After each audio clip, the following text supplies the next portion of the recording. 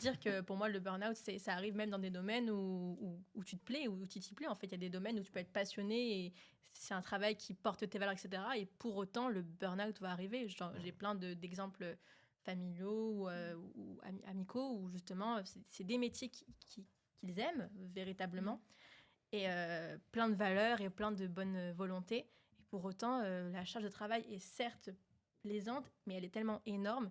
Et il y a toute ta vie à côté, quoi. Il n'y a pas que le travail qui va qui va prendre en considération. Et le burn-out, il arrive parfois même au lycée, parfois à la fac. Parfois, franchement, ça arrive à tout âge. C'est juste que la société fait que parfois, tout est tellement plus lourd à porter que tu vas craquer. Mais et puis, sincèrement, ça, je me pose une question. Est-ce que ça vient pas aussi d'un fait de...